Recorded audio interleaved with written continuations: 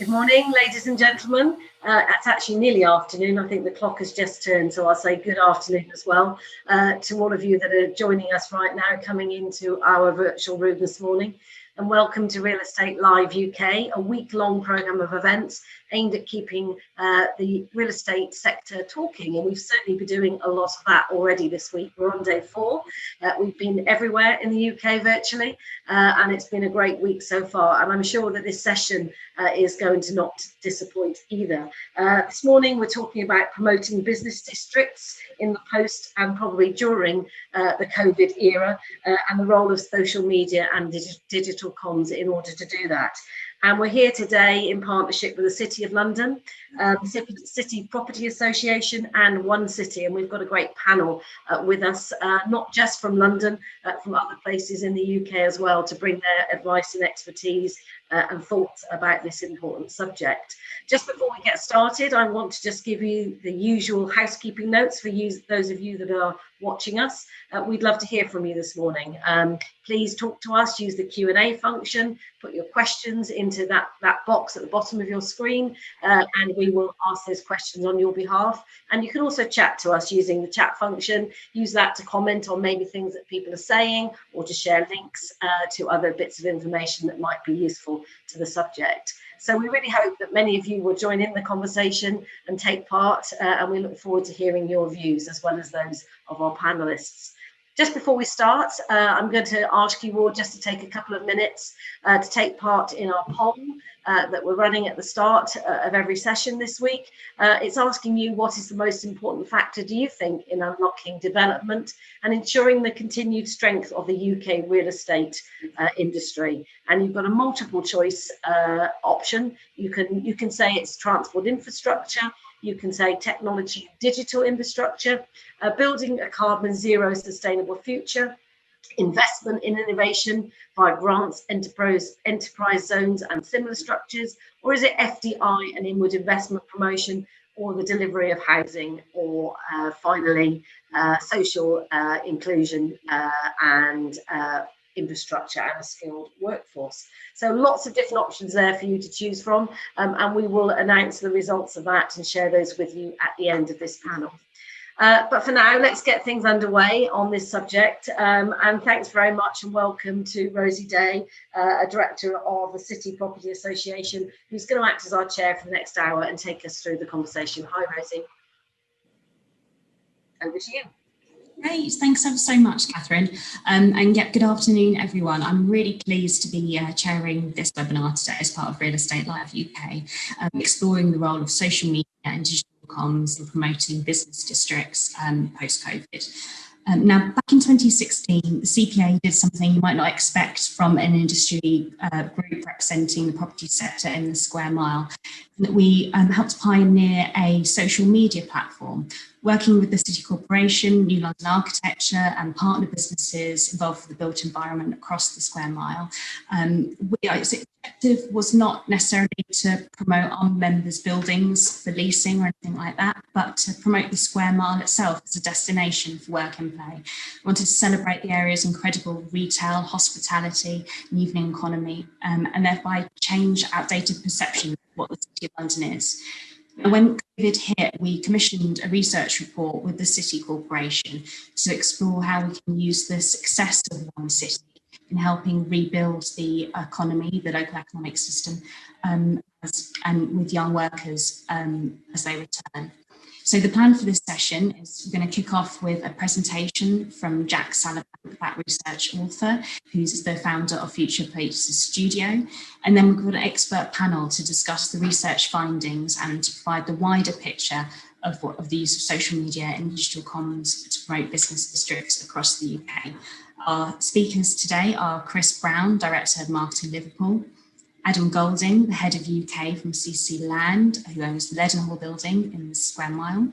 We've got Tony Matharu, the founder and chairman of Blue Orchid Hotels Integrity International Group, so a major hotelier in the city. And we've got Nicola, Sheppey, who's the marketing and comms manager for One City, to give us a behind the scenes look at the success of the platform. It's worth mentioning, as Catherine said, that we've got those live polls and really do encourage questions which we put to our panel towards the end of the session. But without further ado, I'm going to hand over to Jack now for our presentation. Thank you very much, Rosie, and good afternoon, everyone, and thank you for inviting me to present today's research. I'm just going to fiddle around my screen and share the presentation with everyone.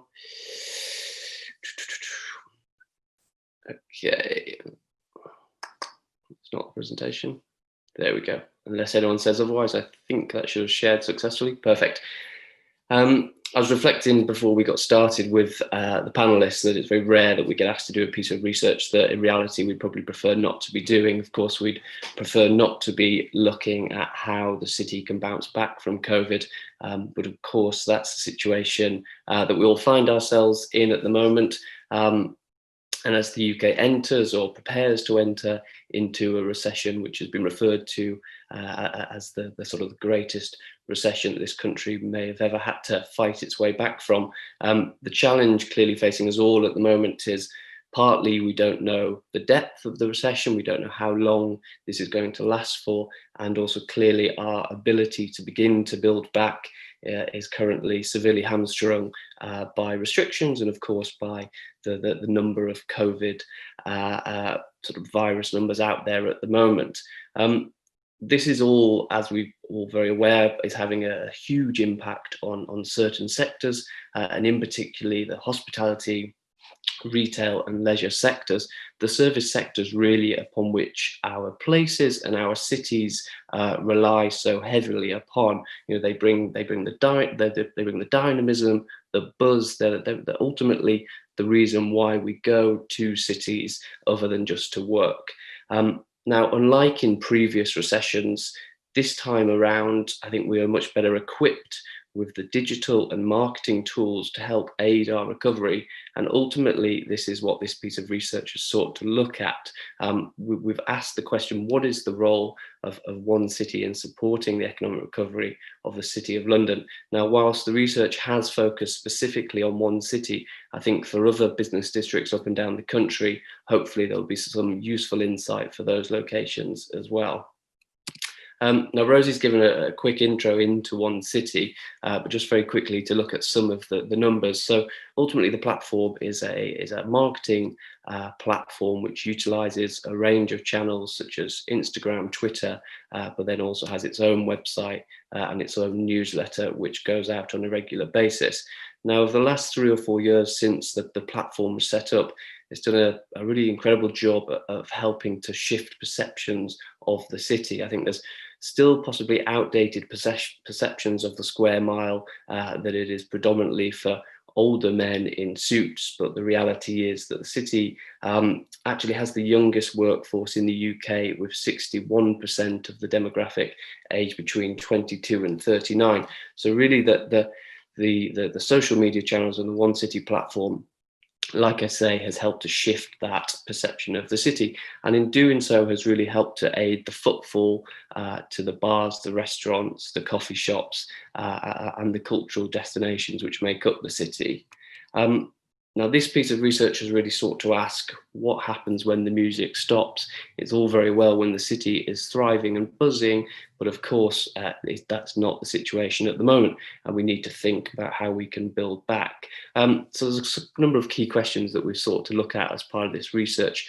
First of all, we've taken it as a moment to better understand the One City platform and really try and sort of delve a little bit deeper into the One City user base. First of all, to think about how they use the platform, when they use the platform, why they use the platform, and what else they want to see from the One City platform. And then also we have engaged with key stakeholders and city occupiers, really to better understand the impact of COVID-19 on their businesses, but also to get some insight from them about how they can better use the One City platform going forward. So like I say, the methodology for our research, which has been undertaken over the course of the last 3 or 4 months, first of all, a user survey, followed by a stakeholder roundtable, and finally, a range of business interviews. I'm going to quickly run through some of the data from the survey of the One City user base. The survey was promoted solely to One City users. It was promoted across the different channels which I mentioned earlier, and we received 189 responses, so a pretty reasonable response rate. First of all, the demographics, so in the top left-hand corner, this tallies pretty much with the sort of One City users, so predominantly female user base, but not a massive majority there. But then in terms of the age range, over 50% falling between either 22 and 30 years old or 31 and 40 years old. Now, in terms of the most popular things that people were using London for pre-lockdown, maybe unsurprisingly, roughly 90% of people saying that eating and drinking was their preferred use of London after working hours, while 61% said accessing bars and nightclubs, and 60% saying arts and culture. So again, back to my earlier point about the importance of the service sector, this data really reinforcing that point. So in terms of how people access One City, it's clear that Instagram really is the key channel of choice for both engaging users, but also for acquiring new users as well. So 64% of users came through Instagram, whereas 73% of users use Instagram as the most popular choice. And this is really clearly a very engaged user base as well, with over 50% checking One City either every day or at least once a week. Now, if I draw your attention to the bottom charts of when are you most likely to use the One City platform, so 60% are like me, and they'll use it when they're just browsing through social media. But really interestingly, nearly 50% of One City users use the One City platform when they're actively looking for something to do. Now, building on that data, why do you use the One City platform? 72% use One City to learn about what is going on in the city, and 68% to find new places to visit. Now, again, this data is really demonstrating a really very active user base, active reasons for wanting to use the One City platform. Now, the next chart, again, really reinforces that point. So after receiving a post or a tweet about One City, 50% have gone on to visit somewhere, and 43% have shared the information that they've received from One City. And I really think it's worth sort of pausing on that data for a second now. Clearly, because these users have taken the time to respond to this survey, suggests that they are the more sort of active and engaged part of the database. But even so, to say that 50% once seeing a tweet or receiving a newsletter have actually gone on and done something in the city, predominantly probably to have gone on to spend some money, I think really shows the power of the platform to date to really drive a response from its user base. Okay, we then wanted to understand how likely the user base are to promote One City to their friends or colleagues. And as you can see, 41% are either likely and 48% very likely to recommend the platform to a friend or colleague. And then in terms of other outlets that people are using to access information, interestingly, word of mouth scoring very highly there with 60%, closely followed by Time Out. After lockdown ends, what do our user base want information on? Kind of very similar to pre-lockdown, eating and drinking scoring very highly, as did the bars, pubs and nightclubs. Interestingly, special offers scoring particularly highly, that people would like more access to special offers, and also parks and gardens. That data has risen slightly from the pre-lockdown numbers to the post-lockdown numbers. And then in terms of how the platform makes people feel once they see the content, 59% there saying very positive, and 45% saying extremely positive. So some really interesting and useful data there, I think, to help us think about, like I said, why people use the platform, what are the main uses of the platform, but importantly, what type of action is being driven from the platform. Now, the next stage of our research was to take that data and to share it with various stakeholders around the round table. We had cultural representatives, we had business representatives, and we had representatives from the city real estate sector. And as part of that conversation, we really wanted to start to understand what the city can do to help build back post-COVID. And alongside the round table, we also held some one-on-one interviews with a number of businesses that are currently based in the city.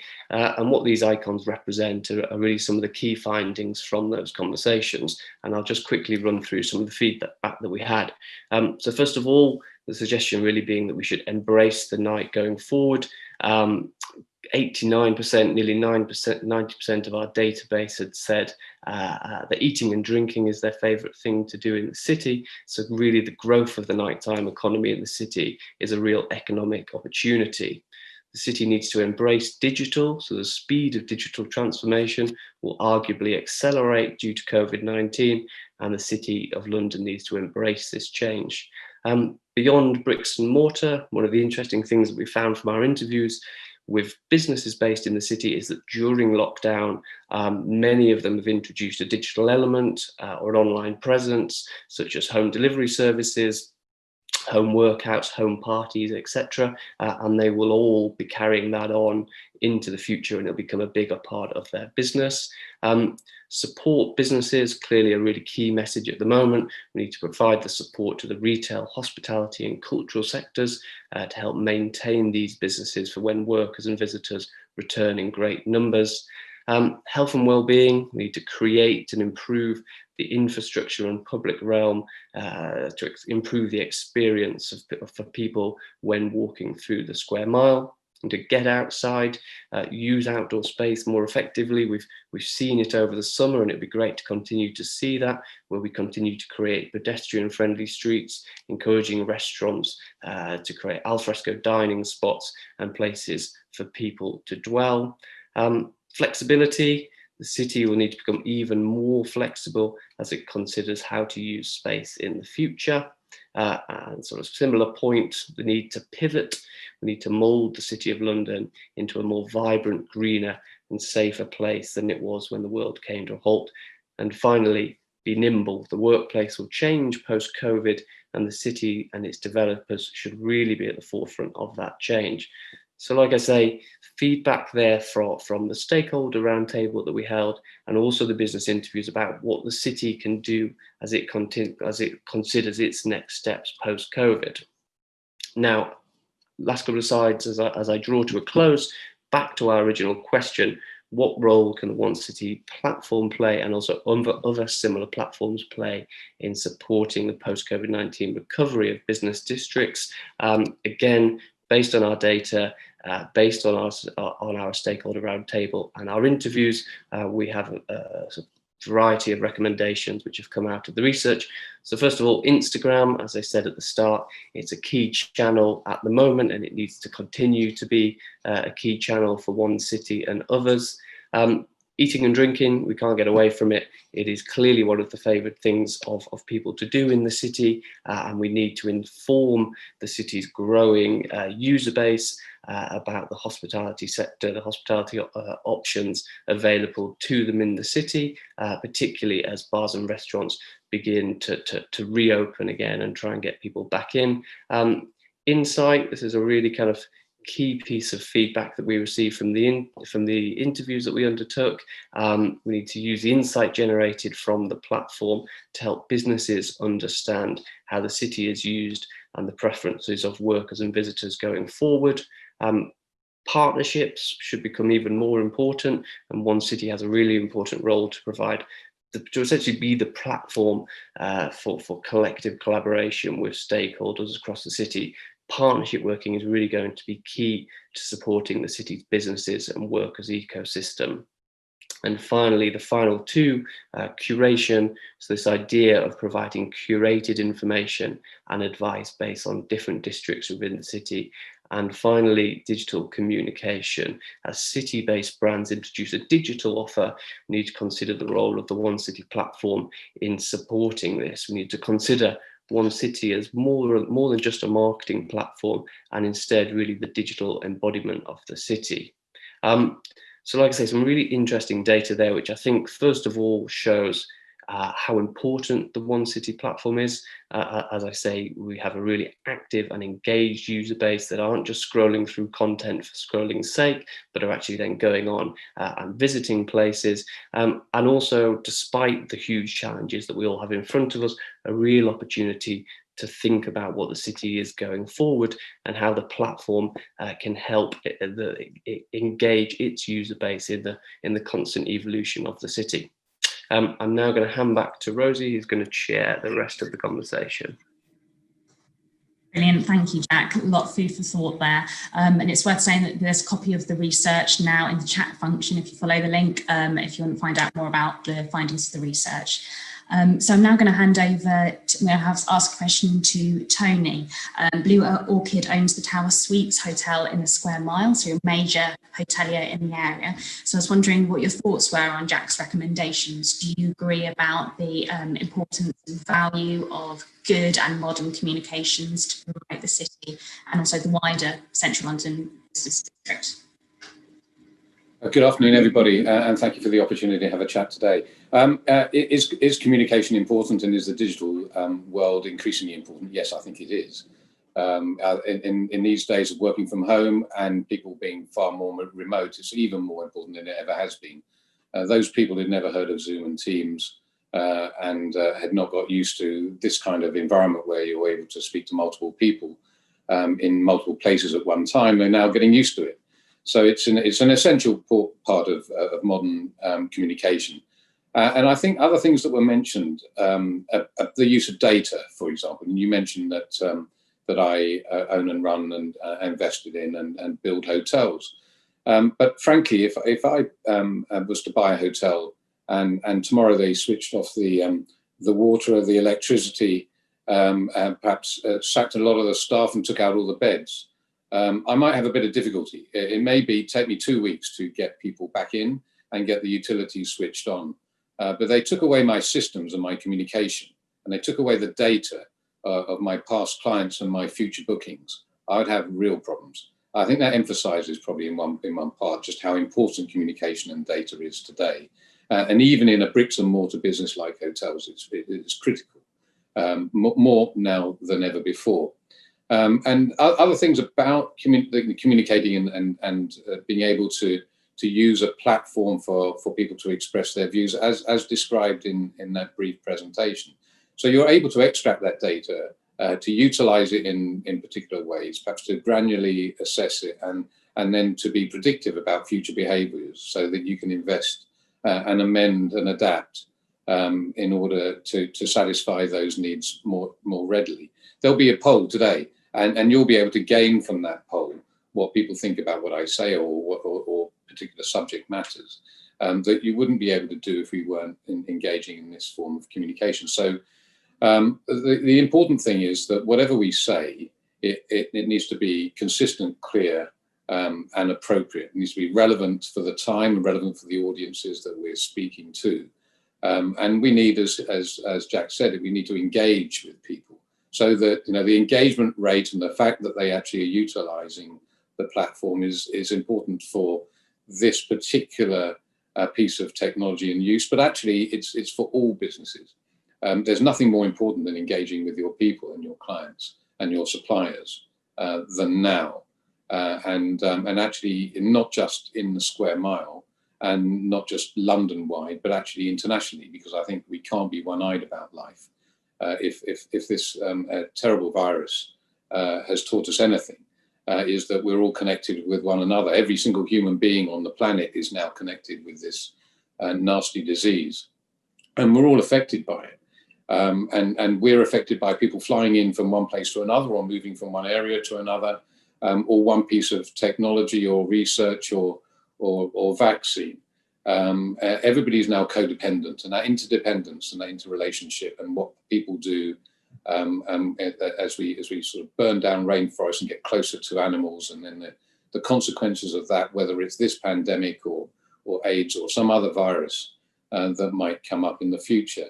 We're now much more cognizant of that, and I think our ability to communicate effectively is important in that way.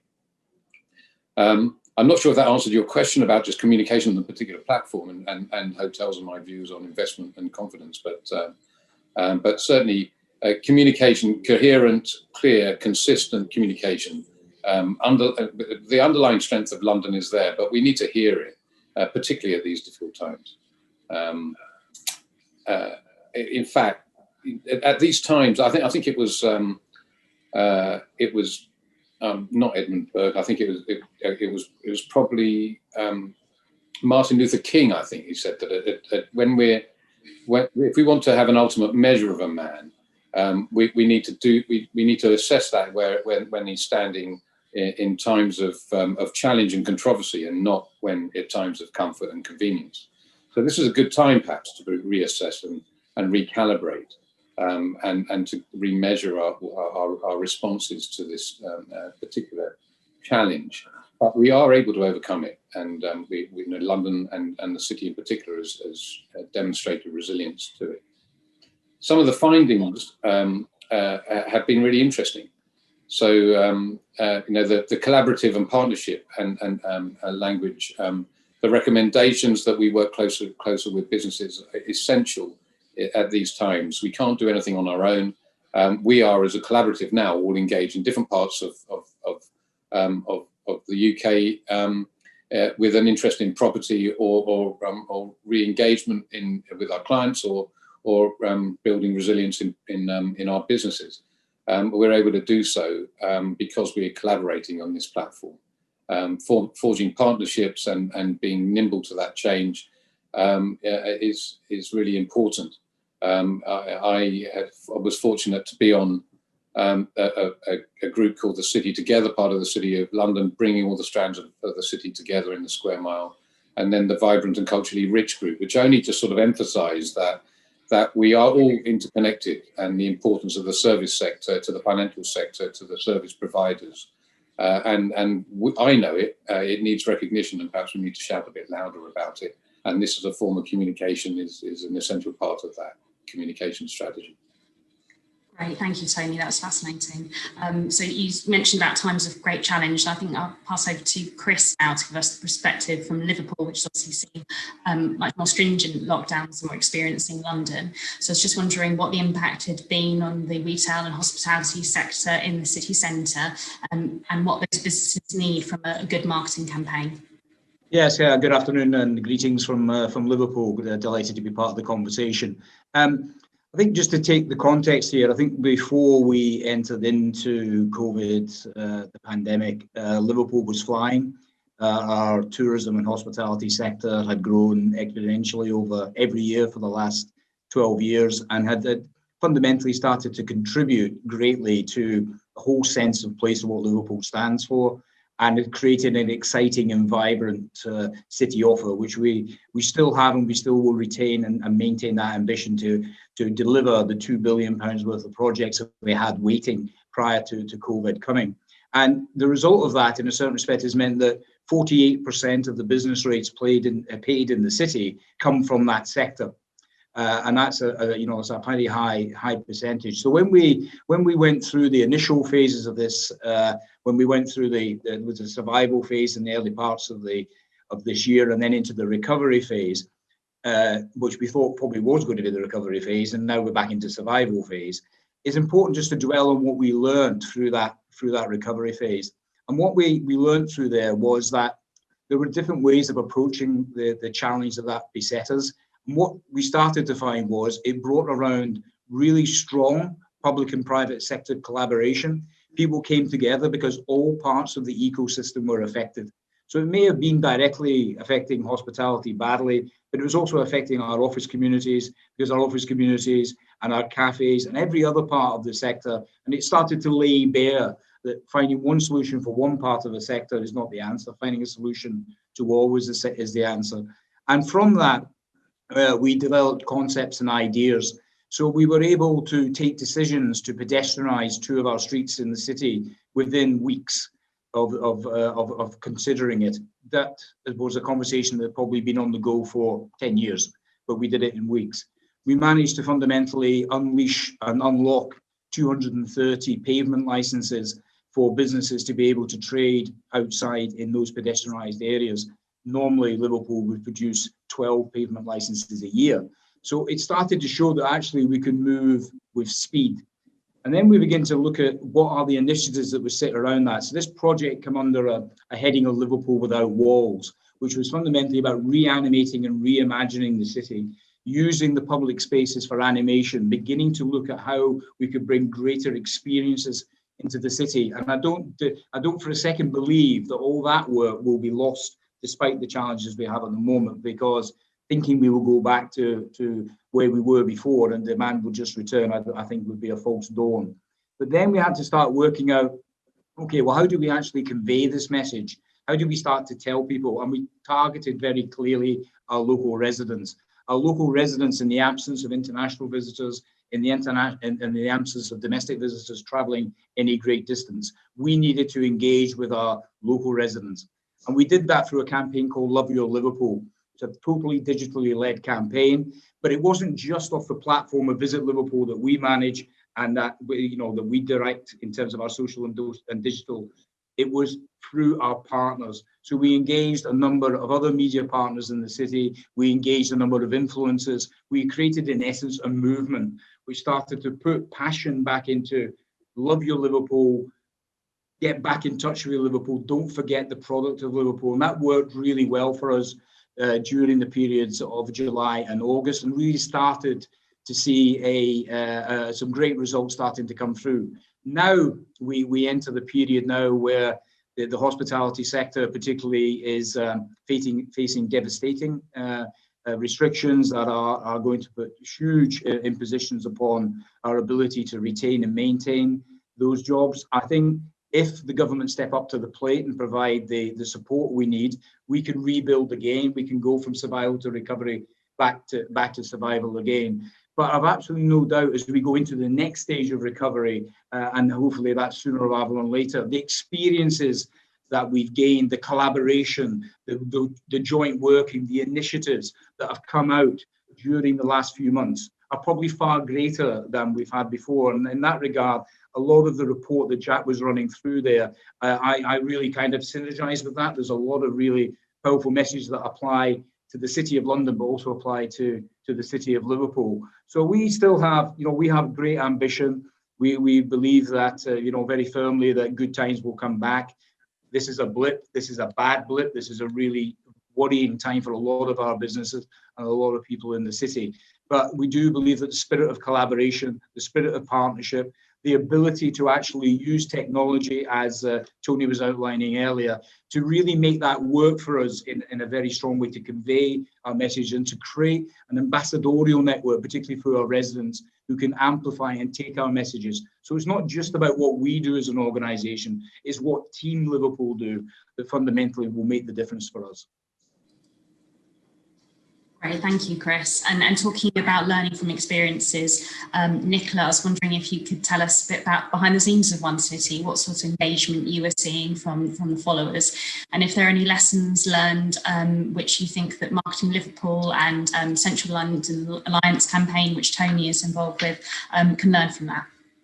Yeah, thank you. Thank you, Rosie, and good afternoon, everyone. And like you, Rosie, I was very encouraged to see Jack's presentation, the results of the research. I think it's been really interesting and surprising, but also kind of very encouraging about how we can go forward. So I think prior to the lockdown, we had built a very strong online community of people that were very engaged in what the city had to offer. So naturally, when the lockdown came into effect, we weren't necessarily sure, as a platform promoting what to do in London, we weren't necessarily sure how that was going to be received going forward into a lockdown when people would be encouraged not to go into the City of London. So we did initially, brace ourselves. We put together a very good strategy about being informative as possible and trying to build that sense of nostalgia and affection for the city, but we were realistic about the approach we took. So we were very surprised. Our engagement doubled, particularly over April, which was kind of that peak lockdown period for London. We saw our engagement on Instagram doubled, and the engagement rate actually tripled. Our growth was exceeding anything we'd seen before.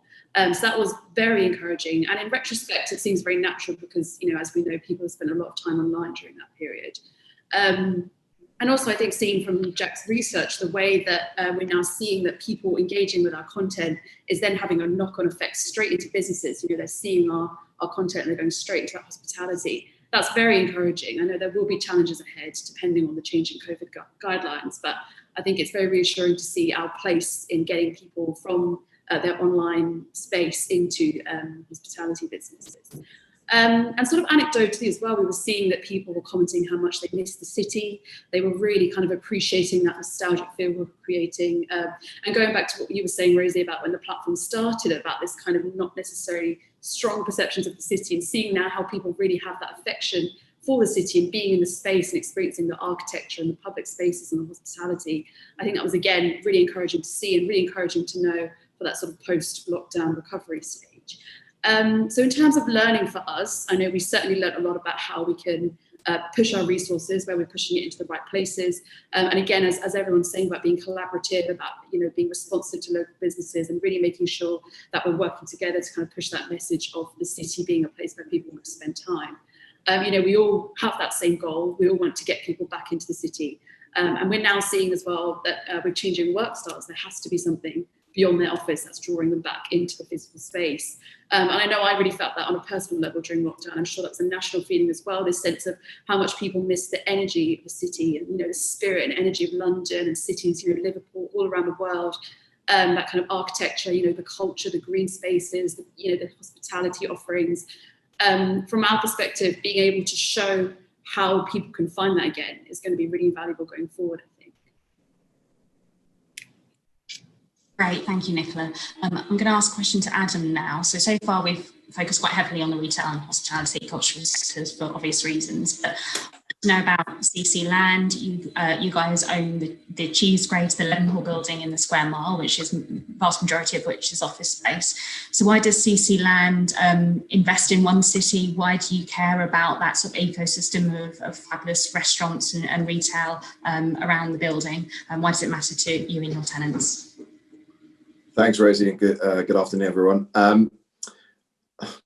I think just addressing your first question around CC Land investing in one city, I think it comes down to the whole ethos of employers and workspaces, which obviously we contribute towards, which is it's about culture and community. And the reason why people like going to work and like going to work in nice places and nice spaces is that they get that sense of community. And prior to COVID, the buzz around workplace was all about how do we create culture in order to win the race for talent? How do we get the very best of the employees, of the graduates to come and work for us, to come into our industry?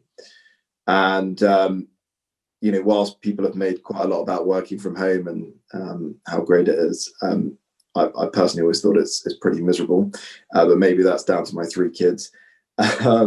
But generally speaking, I think the novelty is worn off. People want to collaborate, they want to be in spaces together, and clearly, one city to date has been contributing to that massively in the city, and now is playing an even more important part in bringing people back. And it's a real shame. Obviously, in August, we were very optimistic. People were starting to come back into the office. We had occupancy sort of up to 10% and moving on a good trajectory. And now that seems to have fallen back down again. But we're here, we're ready, echoing the words of collaboration. We're here speaking to our occupiers every single day because we recognise the importance of being that canvas, that landlord that's able to allow them to create the best space for their people, be that from home, from work, in a social distance way, today or in tomorrow's environment. And I suppose what this experience has done is fast forward our thinking in terms of how do we upgrade our public realm, how do we upgrade our relationships with our retailers, how do we help our occupiers enhance their day-to-day experience, and that's just a natural progression that is being fast forwarded very quickly by virtue of the lockdown. So seeing it as a positive thing, we are making more innovations because we're thinking in a uniquer way than we were previously. But I think it still has the same heart to it, which is creating a culture for people to collaborate and enjoy themselves, and for the employers to get the very best people. And the very best people, often, these graduates in their 20s and even 30s, living in spaces in London that it might be 1-bedroom flats with no outside space, and they look to their workspace to anchor their social life. And one city obviously helps aggregate all of the wonderful things that are going on in the city, and allows, is part of the jigsaw puzzle of allowing people to access that. And I still think, it doesn't devolve us from, doesn't get rid of our responsibility as a landlord to do our bit. And, speaking a bit about retail, we're looking to use our app to help collaborate with experiences around the building. Not only is it providing access to the Leadenhall building, but also in terms of providing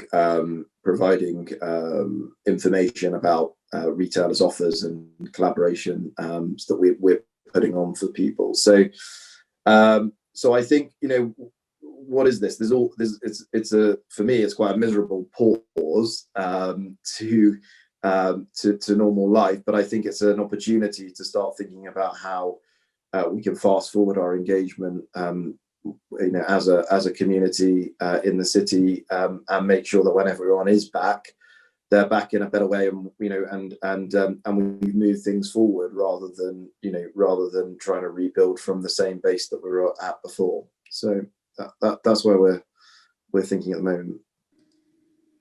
So thanks, Adam. You mentioned a few times the power of partnerships and collaboration. So I was wondering if there's any further comments from our panel and Jack, the research author, and how the business community can work together at a time when it's safe for workers to come back en masse to business districts like the City of London, like Liverpool. What can we do together as a collective to get them back and spending and enjoying our cities again? Well, I'm a huge believer in partnership and collaboration, and I think that this episode, this virus has accentuated that. The fact that Heathrow is a bit of a distance away, but if it's running 95% less than it was last year, that impacts us in London. It impacts the city, but it impacts Liverpool too. And interestingly, Visit Britain is more concerned about the London as a gateway city than they are about Brighton or the Lake District or Cotswolds, because London is a connector, as the city is for financial services, producing 10% of the tax take from the financial services sector for the UK.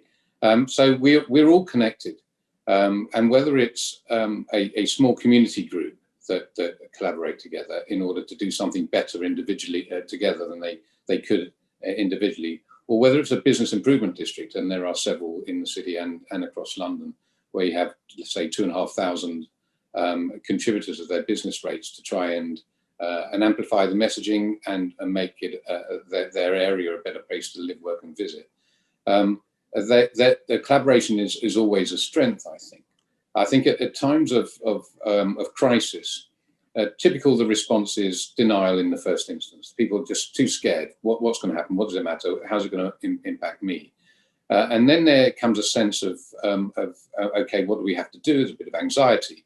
And then I think the community starts to get together, and it's not just clapping outside your home for the nurses, but that community feel goes much wider. In fact, it can even be global. That people realise that that the environment is now more important, and that our behaviours and our wealth and our happiness are important, and our work is an integral and important part of it. The transport systems are critical for us to be able to come in and out of work, and the sandwich maker and the coffee and the cobbler and the dry cleaner are all part of our ecosystem. So I think on a sort of a micro level and in a community level, whether it's a business community in a business improvement district or otherwise, it's important, but even more important at times of crisis. In a response to that, I set up something called the Central London Alliance, specifically to bring London safely back when there is an opportunity for it to do so, and to recover together. And so this is an alliance of a number of business improvement districts, chambers of commerce, individual big business, small businesses, communication organisations, and so on. There was discussion about sentiment, and JCDecaux are one of our collaborators. And they have not just statistics, and I talked about statistics and data on footfall showing 50% down in certain areas on footfall or tube travel and so on. But they have a sentiment tracker that is able to gauge from people's sentiment about how they feel about the different activities or lack of them. And by collaborating with them and with London and Partners and the business improvement districts like the Heart of London and the Chambers of Commerce and so on, we're able to get good data. We're much better informed. We can be so much more responsive and nimble. And I think probably to re-emphasize what Jack said about being able to reach our people in a better way through this collaborative method. So I'm all for collaboration. If anybody wants to find out more about Central London Alliance, and perhaps in Liverpool, you might want to just have some of our learnings in the Love Liverpool campaign, because it's all about sharing and collaborating with, what we've learned might be beneficial for another area. And we're all in this together. We're going to come out of it together. Yeah, and I think it's a good point, that in terms of how we actually create a framework to share what's been done and the great practice that's gone on across the country. We all do what we can do in our own local areas, but there's often a kind of opportunity not to reinvent the wheel to get those learnings. So Tony would be more than happy to get some thoughts on that in that direction. I do think that I think going back to the points that Adam was making earlier, I think we connected a long time ago, and we started to really begin to sort of recognise that this whole ability to attract investment, to attract employees, to attract talent, was clearly connected to the sense of place, clearly connected to the environment, which was not just about the bricks and mortar, not just about the office environment, but what you walked out onto at 5 o'clock at night, or whatever may be the case. And what we've got to do is make sure we don't lose that. If we lose parts of that, then other parts won't work. And actually, I think it's all about creating experiences, and we've got to create and develop positive experiences out of this that will fundamentally encourage people to feel safe. I think that will be with us for a very long time. And we've got to create that safe environment. We've got to create it still a vibrant environment, and it's still a place that you want to fundamentally come into a city to enjoy. That actually, yes, there will always be now going forward opportunities for people to do more at home, not necessarily come into the office all the time. But we were already facing that challenge around our high streets, around our retail community, about creating special reasons to come, animating spaces. And I think what will happen off the back of this is that this will be accelerated. And actually, I think the base of collaboration that's been created, particularly in our city, over these last few months, I think that will stand us in good stead in order to mount a joined up recovery. But it's a recovery that will have to encapsulate everybody, not just a silo approach. About the public sector, be very clearly listening and working with the private sector, ensuring that fundamentally we create solutions that will benefit all, not just one sector. And I think that we will start to eliminate some of the silos that have potentially existed previously around culture or tourism or travel or business. They will start to become much more integrated. And it's about how we fundamentally ensure we don't go back to where we were and abandon those great practices that have come to the fore during this crisis. I think going on the role of social media as well, I mean, platforms like One City and Love Your Liverpool and similar sort of projects in different cities are about building that community. So really, from our perspective, when businesses come and collaborate with us, it's our job and our platform to get the messaging from businesses out to that community. And I've certainly noticed that some hospitality businesses have been being very creative and being very dynamic and proactive about their marketing online. and also kind of using the social media to generate a sense of sympathy about them, you know, showing the people behind the scenes, talking a bit about the impact that COVID's having on them, and using that sort of community feel to get people through their doors. And I think, yeah, to echo Chris, I think being very transparent about safety measures and the ways that businesses are going to be socially distancing and looking at people's health and safety going forward is going to be very important. I think that's something that's, yeah, I agree, it's going to be with us for a while. And I think it's, you know, again, going back to One City, it's partly our job is to help people feel comfortable being in the city. So use these kind of platforms and social media as much as possible. And I'll just reiterate that if we're going to retain our global competitiveness, whether it's in the square mile or London, or for its rich and tapestry of life that we all enjoy, then we do need to collaborate. And perhaps the next stage is to have some cohesive digital strategy that places all of our things in a common place. With no sectoral help is going to be necessary, and it needs to be targeted and focused, and to accompany whatever restrictions and measures are going to be brought in or have been brought in by the government. But clear messaging is absolutely essential, and it needs to be consistent and it needs to be coherent, because that only then will we get certainty out of this sort of uncertainty that is the disincentive for investment, and to put us back into the globally competitive world that we now need to be, whether it's a crisis of this nature or Brexit or a recession or even a depression. The fact is we need to retain our global preeminence, and in many areas that are admired across the globe. If we don't say it succinctly now, and if it's not sufficiently recognised, then there's a chance missed. No better chance than now.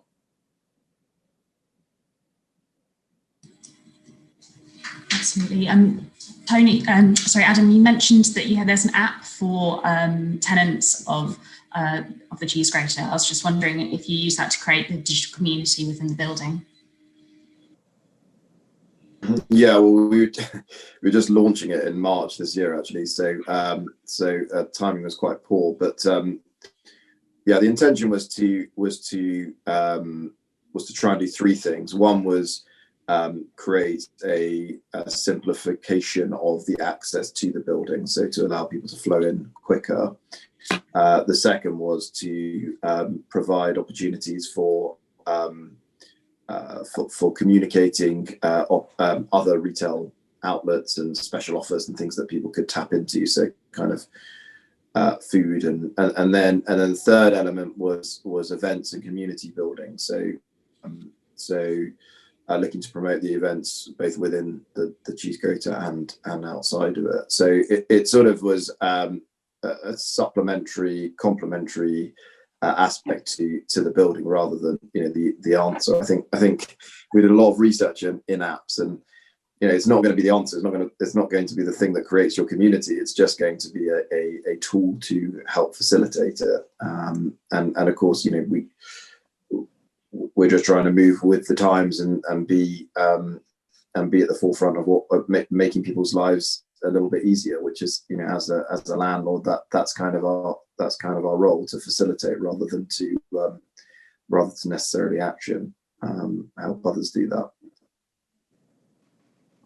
Also, I think interesting enough, I think also on the social media side, and the digital applications, Instagram and such forth, I think where we've really began to get a benefit from is that when we were, wanting people to basically say that, you can go into the city, go into premises and they are safe, getting the people who are actually doing that, real people who are actually going into those premises, and they were the people actually saying, I've been here, it's been safe, took out any of the kind of propaganda messaging, any of the stage sets, any of the way, that brought in an authentic and believable position. And I think more and more it's about getting other people to tell our story through authentic eyes, and digital technology gives us the opportunity to tell that, and it turns it up in its head a little bit, but actually getting our audiences to reinforce the messages we're trying to do, not expect them just to believe our messages, but bring them to life. And I think we've got better at that, and I think this technology we're using today and other technologies will give us greater applications to bring that to life going forward. So you know, I think the embracing and using of digital media is only going to increase and proliferate as we go forward. We've got an interesting audience question here, which I think probably Nicola and Jack are best placed to answer, and it's about older people. So the One City platform was designed, and the research we looked into, its target audience is younger demographic who make up the majority of the working population. But what about older residents and visitors? What role does digital communications make potentially to an audience that don't have the same level of digital literacy as 20 and 30-year-olds? And Nicola and Jack, I just want to get any thoughts on that. Sorry, I'll go first. It is an interesting question, actually. I mean, as you said, our target audience is the 22 to 39-year-olds who spend time in the city. And seen through the research, they are the biggest workforce in the city. But there is obviously always a place for these older visitors and residents to kind of explore the city and still get the value that I hope that young people get from the city as well.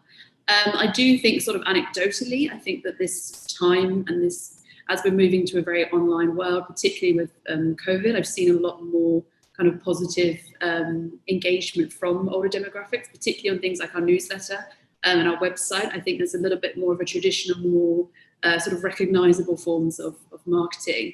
In ordinary times as well, we do try and do a lot of physical in-person events. And again, I think they're a lot more suited to older people who might not be necessarily as comfortable in social media. But it is something I think I'd be open to hear more thoughts about it, because I'm very curious to see how we can best connect with this older audience as well. And as I said, make sure that these older residents are appreciating the city in the same way that we're trying to push the young people to. Jack, I don't know what your thoughts were in terms of the research and everything. Yeah, I mean, just to add to that, I think it's super important that these channels are used to engage like a really wide audience, particularly on a sort of an age demographic. And you know, our data did show us that I think maybe like 10% of the total respondents were over the age of 60. So clearly One City is hitting an older audience as well. And you know, whilst I made the point at the start that the city has a young workforce, a young demographic workforce, there's clearly a whole bunch of people that come into the city and use it for a whole bunch of different reasons. And I think increasingly social media platforms are seeing greater take up from older populations, and therefore One City does need to consider how it can be utilised for a whole range of different audiences. I've got a thought, if that might be helpful in answering that question. So I set up something called Here to Help London when hotels were closing down and bars and so on were closing down in March. I kept my hotels open, and because I thought it was sort of something counterintuitive when key workers and the vulnerable and needy were looking for assistance, everybody was closing their doors and hibernating. So and what in Here to Help London was quite interesting, because often the more vulnerable were elderly. And they weren't able to step out. They weren't able to get their prescriptions. They weren't able to do their shopping and get things delivered. And we engaged with people who did know them, so the local authorities and some help groups and others. And we did that through in digital form. And so if you can reach out to those people who can reach those people who are already known to those people, then you don't necessarily have to reach into their home. Because somebody else is already doing that. So I would simply suggest, and without repeating myself and being an echo chamber for others, that if you can find the people who are already in that space and partner and collaborate with them, then they will reach that audience, whether it's people in the Barbican Centre or who are more elderly, or those that are coming in once a week as non-exec directors. It doesn't matter really. You find those sectors and other people connect with them on your behalf, and that's all about where we are now with this digital world of connectivity. We have the ability, and there are lots of people who are doing good things that we could connect with. Well, I think we're now out of time. So I just wanted to end by saying a big thank you to Real Estate Live for giving us this opportunity to talk about One City research, for Jack for the amazing work on the research in his presentation today, and our absolutely excellent panel. So thank you, Tony, Adam, Chris and Nicola. I hope you've enjoyed today's session. I hope you read the research on our website and enjoy the rest of your afternoon. Thanks very much, Rosie. It has been a very fascinating conversation, so huge thanks to everyone. Lots of interaction from the audience as well, which has been really great. Lots of good questions, and I'm sure this is a subject that's going to rumble on and lots more to be thought about over the coming weeks and months. Just to share with you the results of the panel that we ran earlier. 44% of people jointly agreed that carbon zero, 44% for carbon zero, 44% for social value and skilled workforce, those being the joint top, and the third thing being technology and digital infrastructure. So thanks very much for taking part in that. There's lots more conversations going on both today and tomorrow. At 2 o'clock, we're going to be moving to a session about placemaking for innovation and what ecosystems need or what ecosystems are needed to enable innovation sectors to grow. And then we're going to be heading south towards Crawley at 3 o'clock. Regeneration that's going on down there, despite obviously the economic situation with the aviation sector affecting Crawley. There's still an innovation, regeneration and investment opportunities. And then at 6 o'clock tonight, we're ending on an Institute of Directors for City conversation about property going zero carbon. So that's all happening still today. It just remains for me to say a huge thank you again to all of our panelists, to the City, to One City, partnering with this programme, and we hope to see you again at a future event. Thanks very much and goodbye.